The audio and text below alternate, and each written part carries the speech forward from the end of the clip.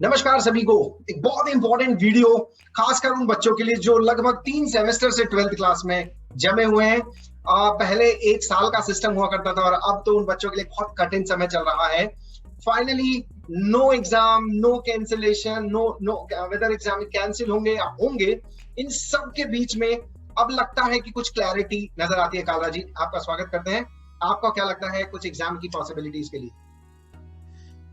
लगभग आज की कंडीशंस में देखते हैं तो 99% चांसेस हैं कि एग्जाम होगा।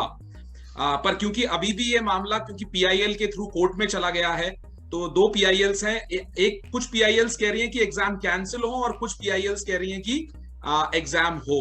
तो पर जो कल की मीटिंग हुई है उसमें ज्यादातर एजुकेशन मिनिस्टर्स रेडी हैं, तो लग रहा है कि 99% एग्जाम होंगे। चलिए, तो एग्जाम होंगे ऐसा हमने एक पिछले वीडियो में भी डिस्कस किया था कि एग्जाम होंगे। और पहले से अगर स्थितियों को देखते हैं, हम कोविड की स्थितियों को एनालाइज करते हैं, तो भी साफ क्लियर नजर आता है कि पहले से चीजें, लॉकडाउन जो हुआ उसका असर दिखने लगा है, पॉजिटिविटी है, कम होने लगे हैं केसेस। बिल्कुल, और यही रीजन है कि अब और जो 12th क्लास का एग्जाम होता है वो बहुत इंपॉर्टेंट एग्जाम होता है, जैसा हमने पहले भी कई बार कहा है। और इसके बाद यूनिवर्सिटीज में जाते हैं बच्चे और कई सारे एडमिशंस इससे रिलेटेड होते हैं। तो जो एक पीआईएल है, जो कि बहुत सारे सीबीएसई स्कूल्स का एक ग्रुप है, उन्होंने डाली है, उन्होंने इसी बात पे स्ट्रेस किया है कि बहुत कुछ बच्चे की जिंदगी से रिलेटेड होता है ये, तो इसलिए एग्जाम होने चाहिए। जी, तो एग्जाम होने चाहिए। एग्जाम 3 घंटे का होना और 5 या 6 सब्जेक्ट का होना एक डिफिकल्ट टास्क लग रहा था। एग्जाम शॉर्ट होंगे। अभी शॉर्ट से अपन को एक बार एलोबरेट करना चाहेंगे बच्चों और स्टूडेंट टीचर्स को कि ये शॉर्ट होंगे से क्या मतलब है? ड्यूरेशन शॉर्ट होगा या सब्जेक्ट कट होंगे? देखिए, दोनों चीजें होंगी इसमें। शॉर्ट फॉर्मेट का मतलब है कि एग्जाम की ड्यूरेशन भी शॉर्ट होगी और एग्जाम भी कम होंगे। कल सीबीएसई ने, जैसा कि सीबीएसई ने एजुकेशन मिनिस्टर्स के साथ एक मीटिंग में अपनी एक प्रेजेंटेशन दी, उस प्रेजेंटेशन में उन्होंने इस फॉर्मेट को समझाने की कोशिश की है। इस फॉर्मेट में, शॉर्ट फॉर्मेट का मतलब यह है कि जो एग्जाम होगा वो 90 मिनट्स का होगा और ऑब्जेक्टिव टाइप क्वेश्चंस होंगे। पहली बात, जो शॉर्ट फॉर्मेट में टाइम जो होगा वो 90 मिनट्स होगा इंस्टेड ऑफ 3 आवर्स। और साथ में जो एग्जाम होगा वो मेन सब्जेक्ट्स के लिए होंगे। मेन सब्जेक्ट्स का मतलब यहां पर एक लैंग्वेज और 3 आपके वो सब्जेक्ट जो आपके मेन सब्जेक्ट्स हैं, जो आपकी लाइफ को आगे चलकर आपके लिए इंपॉर्टेंट हो जाते हैं। जी, काला जी, यहाँ पर एक और चीज ऐड करना चाहता हूँ। पिछले सेशन में जो कॉलेज के एग्जाम हुए थे, मैं राजस्थान के रेस्पेक्ट में बात कर रहा हूँ, चाहे एलएलबी के हुए या ग्रेजुएशन के हुए, वहां पर फाइनल ईयर के एग्जाम्स में ड्यूरेशन कट कर दिया था। 3 आवर्स की जगह 2 आवर्स का कर दिया था। और उससे कहीं ना कहीं रिलीफ मिल रहा है। लगातार 3 घंटे नहीं बैठ के पैनिक सिचुएशन से रिलैक्सेशन के लिए ये 90 मिनट का फॉर्मेट अडॉप्ट कर सकती है सीबीएसई। बिल्कुल, और 90 मिनट्स का फॉर्मेट, मेन सब्जेक्ट, और सबसे इंपॉर्टेंट है कि उन्होंने कहा है कि जो एग्जाम्स होंगे वो अपने ही स्कूल में होंगे। मतलब बच्चा अपने ही स्कूल में जाके एग्जाम देगा, तो उसके लिए जो सिचुएशंस हैं वो उसके लिए एडजस्टेबल होंगी, उसको आइडिया होगा। तो इससे जो चांसेस होंगे कोविड के स्प्रेड होने के, वो कंपैरेटिवली कम हो जाएंगे। तो शायद यही सोचकर सीबीएसई ने ये जो फॉर्मेट है कल एजुकेशन मिनिस्टर की मीटिंग में समझाया। जी हाँ, मुझे लगता है अपने ही स्कूल में होंगे, अपने सेंटर में होंगे। इससे 2 बड़े बेनिफिट नजर आते हैं। तो किसी और सेंटर पे जा रहे हैं तो जैसा आपने कहा, उस एनवायरनमेंट से एक्वेंटाइज नहीं, उसे नहीं पता कहाँ से एंटर करना है, कहाँ से एग्जिट करेगा, किस तरह से मैनेज। और दूसरी चीज, किसी भी एक सेंटर पर, एक शहर की अगर अपन बात करें तो सीबीएसई 4 या 5 या कुछ सेंटर्स देती है, जबकि स्कूल का नंबर बड़ा होता है। अगर ये मास डिस्ट्रीब्यूशन हो जाएगा तो मुझे लगता है भीड़ मैनेजमेंट इजी होगा और जो कोविड स्प्रेडिंग की पॉसिबिलिटीज है वो कम होंगी। बिल्कुल, यही सबसे बड़ा रीजन है। ऑल्दो सीबीएसई बहुत कोशिश कर रहा है कि ये सब कुछ जो एग्जाम्स हो वो प्रॉपर हो, और बहुत सारे बच्चे भी चाहते हैं एग्जाम हो, तो इसलिए सीबीएसई इसको लेके बहुत सारे प्रिकॉशंस ले रहा है। पर अभी 1 जून को एक और बार सीबीएसई सामने आएगी और जितनी भी सिचुएशंस है कि एग्जाम कैसे होंगे उसको क्लियर करेंगे। पर कल की मीटिंग से लगता है short format, 90 minutes, main subject और सेम स्कूल। जी, और ये मेन सब्जेक्ट को और अपन एक बार एलोबरेट करते हैं काला जी। लगभग 174 सब्जेक्ट्स कॉम्बिनेशन सीबीएसई ऑफर करती है। तो इन मेन सब्जेक्ट में जैसे 20 सब्जेक्ट का वो लोग ऑफर कर रहे हैं, तो 20 सब्जेक्ट साइंस वाले, कॉमर्स वाले, आर्ट्स के लिए एक रफ आइडिया बताइए कौन कौन से हो सकते हैं वो सब्जेक्ट्स।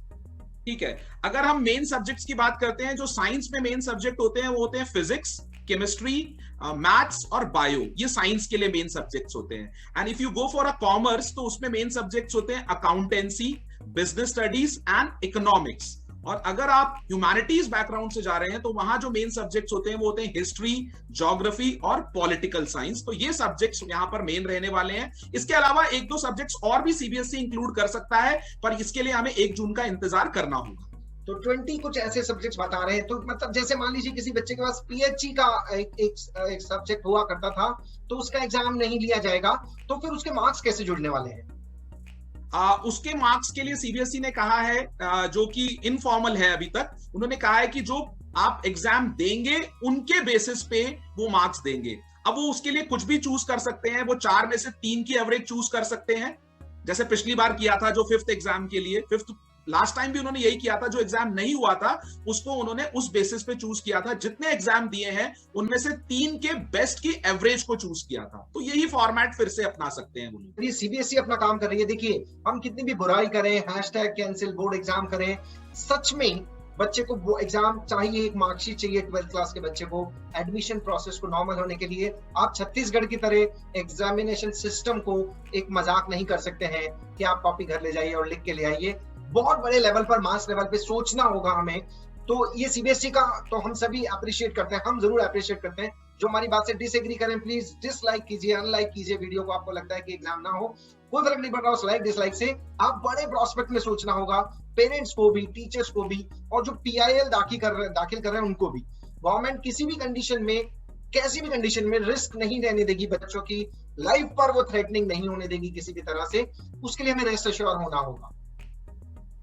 बिल्कुल, ये 100% है। और सीबीएसई की एक क्रेडिबिलिटी है ऑल ओवर द वर्ल्ड, जिसको सीबीएसई बहुत इंपॉर्टेंट है, क्योंकि वो जो इंपॉर्टेंस है, उसकी जो इमेज है वो इससे खत्म होती है, जैसे अब छत्तीसगढ़ में जो हो रहा है। क्योंकि ऐसा नहीं है सारे बच्चे 12th क्लास पास करने के बाद यहीं पर ही रह जाते हैं, वो बहुत दुनिया के और भी कॉलेजेस में जाते हैं। तो वहां पर सीबीएसई की इमेज है। अगर सीबीएसई घर लेके पेपर लिखने को दे देता है तो वो कुछ टाइम के लिए बेहतर हो सकता है, पर ओवरऑल वो सीबीएसई की इमेज ईयर वाइज के लिए खत्म हो जाएगी। और एग्जाम होना इसलिए भी जरूरी है क्योंकि अगर एग्जाम होता है तो बच्चे का कॉन्फिडेंस आता है और हम जान पाते हैं कि कौन बच्चा बेहतर है। ठीक है, तो इसलिए बहुत जरूरी है कि एग्जाम होने चाहिए। कैसे होने चाहिए? हाँ, ये जरूर है, मैं बार बार कहूंगा कि ये जरूर है कि एग्जाम सेफ मोड पे होने चाहिए। किसी भी, हर बच्चा हमारे लिए इंपॉर्टेंट है, किसी भी बच्चे को कुछ नहीं होना चाहिए। अब ये काम गवर्नमेंट का देखने का है, पर as a teacher I feel exam होने चाहिए। और गवर्नमेंट भी देख रही है। सोचिए, एक बड़े मिनिस्टर लेवल की मीटिंग जिसमें सिर्फ मिनिस्टर ऑफ एजुकेशन काम होना चाहिए था, डिफेंस मिनिस्टर उसको लीड कर रहे हैं। तो इससे ज्यादा कंसर्न हम बच्चों के लिए और क्या एक्सपेक्ट करते हैं गवर्नमेंट से?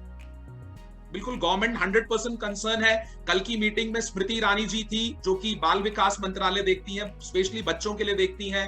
फिर उसमें हमारे एचआरडी मिनिस्टर थे, फिर जैसे आपने कहा हमारे जो डिफेंस मिनिस्टर थे राजनाथ सिंह जी थे, उसमें हमारे एक बहुत इंपॉर्टेंट प्रकाश जावड़ेकर सर थे, मिनिस्टर हैं, उनके पास काफी एक्सपीरियंस है एचआरडी का, तो वो भी थे कल यहाँ पर। तो बहुत बड़ा एक्सपीरियंस लोगों के साथ कल मीटिंग हुई है और एजुकेशन मिनिस्टर्स थे।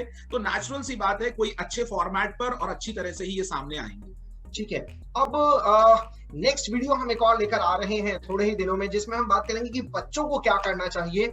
उसमें काला जी हमारे साथ होंगे और बताएंगे कि बच्चों को 12th में अब क्या करना चाहिए, कि अगर ऑब्जेक्टिव पैटर्न में जा रहा है तो नेक्स्ट वीडियो तक आप लोग इंतजार कीजिए। उस खास वीडियो में हम बताएंगे कि बच्चे अब क्या करें, किस तरह से प्रिपरेशन करें और क्या क्या सावधानियां रखें कि कमिंग टाइम में उनको एक अच्छा रिजल्ट मिल सके। तो काला जी, बहुत बहुत धन्यवाद आपका। हम जल्दी एक और वीडियो के साथ मिलेंगे यहाँ पर, जिसमें हम डिस्कस करेंगे बच्चों से कि क्या करना चाहिए। और बच्चों के लिए खास हम खबर भी लेके आ रहे हैं, 12th वालों के लिए हम एक गिफ्ट भी लेके आ रहे हैं कालरा सर और हम मिलकर एक नई चीज लेके आ रहे हैं ऑल ओवर इंडिया बच्चों के लिए। क्या होगी वो उस वीडियो में बताते हैं आपको। Thank you very much. Thank you.